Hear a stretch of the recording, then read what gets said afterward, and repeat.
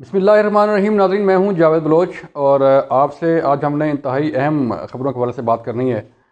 एक बड़ी अहम गिरफ़्तारी हुई है, उसके मुतल्लिक आपको बताएंगे कि वो गिरफ़्तारी कहाँ से हुई और उस गिरफ़्तारी से बताया जा रहा है कि बड़ा एक ब्रेक थ्रू होने वाला है सियासी हलकों में और जो सियासी मामलात चल रहे हैं उसमें ये बड़ी अहम गिरफ़्तारी है जिससे आगे बड़ी पेशरफ्त होने वाली है आइंदा आने वाले दिनों में।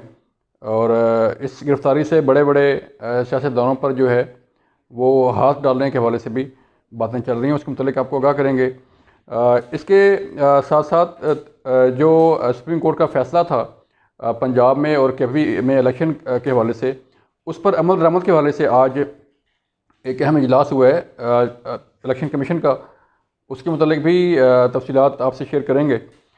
फिर तहरीक इंसाफ ने अपनी इलेक्शन मुहिम शुरू करने का फ़ैसला किया है और वो इलेक्शन की तैयारियों के हवाले से उन्होंने अपना प्लान तरतीब दे दिया है। उसकी तफसीलात आपको क्या करेंगे कि ये प्लान है क्या और इससे कहाँ कहाँ पे कैसे जो है वो अपने वोटर्स को इंगेज किया जाएगा और अपने वोटर्स को अपने साथ मिलाकर इस इलेक्शन की तैयारी की जाएगी।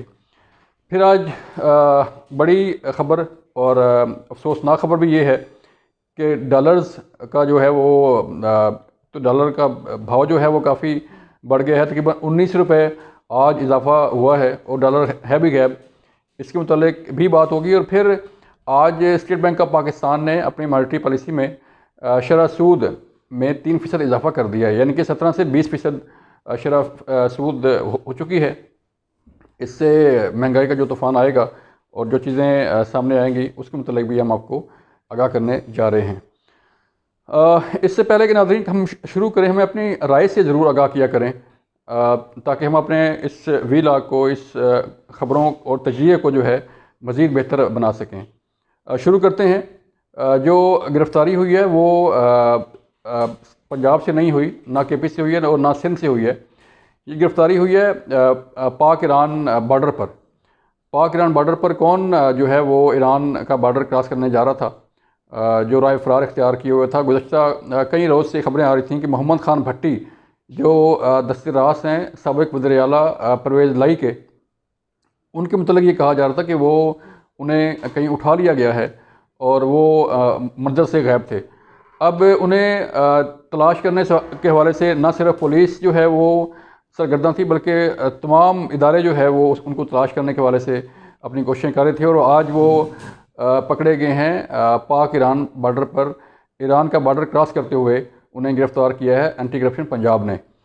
अब ये मोहम्मद ख़ान भट्टी की डिटेल तो हम किसी और व्लॉग में आपको बताएंगे, क्योंकि इनकी जो हिस्ट्री है, इनकी जो तारीख़ है वो बड़ी लंबी है। इनके हाथ जितने लंबे हैं, इनकी तारीख़ भी उतनी लंबी है कि ये कहाँ कैसे मुलाजमत इन्होंने हासिल की और किस तरह जो है वो आउट ऑफ टर्न तरक्कियाँ लेते लेते लेते पंजाब असम्बली के सेक्रेटरी तक जा पहुँचे। और फिर एक वक्त ऐसा भी आया कि पंजाब में या सीएम था या मोहम्मद ख़ान भट्टी थे। तो मोहम्मद ख़ान भट्टी ये वाहिद शख्सियत हैं जिनके पास बहुत सारे राज हैं, जिनके पास बहुत सारी अहम शख्सियात के मुतल्लिक चीज़ें हैं और इनके अपने हाथ तो रंगे ही हुए हैं, लेकिन जिन शख्सियात के लिए ये काम कर रहे थे, यानी कि चौधरी परवेज़ लाई के दस्ते रास ये शख्सियत थी और उनके जितने भी मामलात थे बतौर वज़ीर आला, बतौर स्पीकर पंजाब असम्बली और दीगर जो ओहदों पर वो फायज रहे, बल्कि उनके जो ज़ाती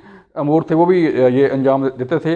तो इसलिए ये इंतहाई अहम गिरफ़्तारी समझी जा रही है कि इससे और बड़ी कड़ियाँ मिलेंगी। जैसे आपने देखा कि फ़राह गोगी और साबिक़ ख़ातून अव्वल की जो नक्शे है और जो लिंक थे वो जब साबित हुए तो उससे बड़ी बड़ी ख़बरें निकली।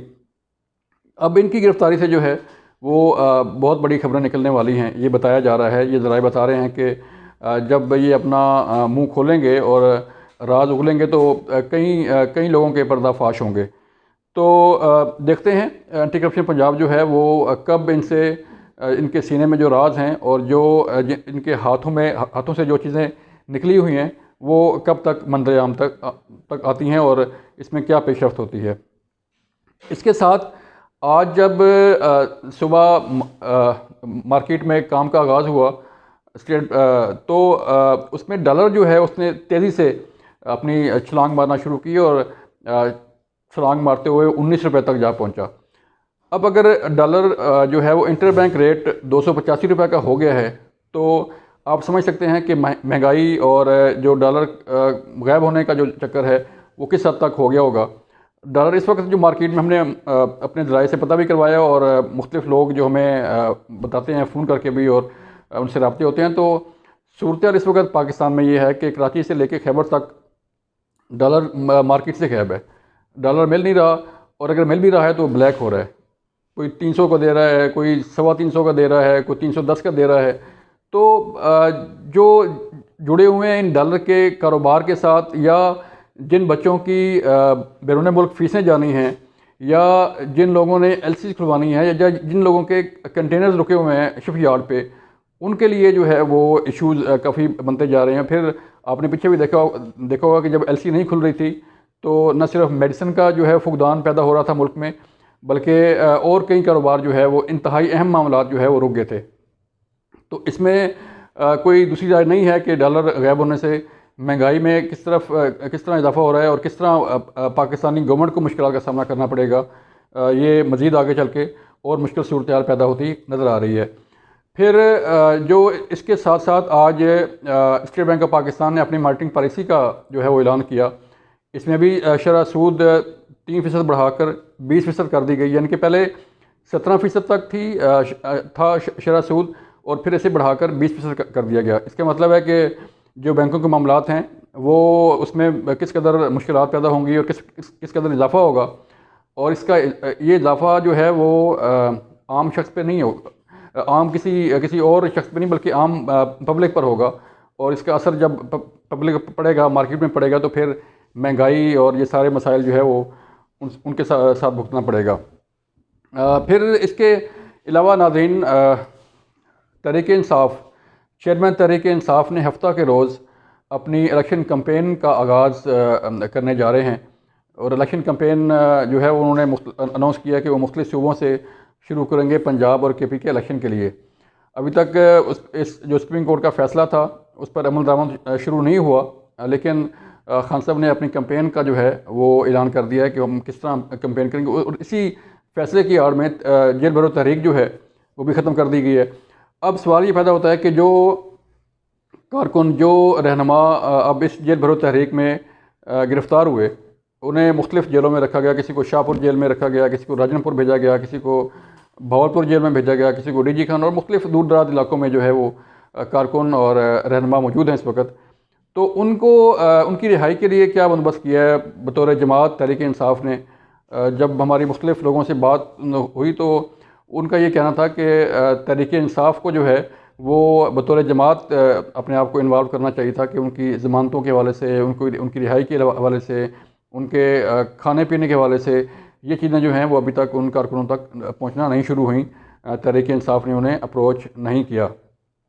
फिर जो सबसे अहम बात, जो सुप्रीम कोर्ट का डिसीजन था पंजाब और केपी में इलेक्शन के हवाले से, और वो उस पर एक अहम इजलास हुआ आज इलेक्शन कमीशन में, और ये फ़ैसला किया गया है कि इलेक्शन कमीशन जो है वो अपनी एक समरी बना के जिसमें तजवीज़ होगी इलेक्शन कराने के हवाले से, उसकी डेट जो है अनाउंस करने के हवाले से, वो भिजवाने का उन्होंने फ़ैसला किया है कि अपनी एक तफसीली समरी जो है in the light of that decision from supreme court, उसमें जो है वो अपनी एक समरी बनाकर भेजने जा रहे हैं, जिसमें ये लिखा जाएगा कि हम ये इलेक्शन इस तारीख को करवाने जा रहे हैं। जो हमारे ज़राए बता रहे हैं वो ये बता रहे हैं कि 90 रोज़ जो है, चूँकि मिड ऑफ अप्रैल में 90 रोज़ ख़त्म हो जाएंगे, उसके बाद 21 और 22 तारीख से जो है वो रमज़ान मुबारक शुरू होने वाला है, तो रमज़ान में इलेक्शन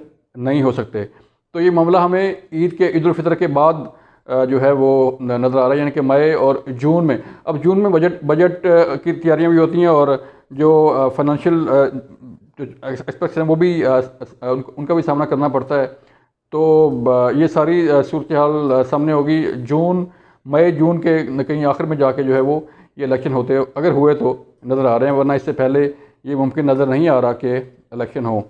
अगर हालात यही रहे, माशी सूरत हाल यही रही, IMF के साथ हमारा एग्रीमेंट ना हुआ, तो फिर इससे भी अबतर जो है वो हालात का सामना करना पड़ सकता है। और हो सकता है कि फिर इस जो इलेक्शन की तारीख के वजह से तैयारियां हो रही हैं, उसके लिए फ़ंड दस्तियाब ना हो, और जब फ़ंड दस्तियाब नहीं होंगे तो फिर इलेक्शन नहीं हो सकते। इसके साथ साथ जो भी डेवलपमेंट्स होंगी पाकिस्तान में, पाकिस्तान के मुख्तलिफ इलाकों में, हम आपको आगाह करते रहेंगे। अपना ख्याल रखिएगा और अपनी राय जो है वो ज़रूर दीजिएगा। अल्लाह हाफ़िज़।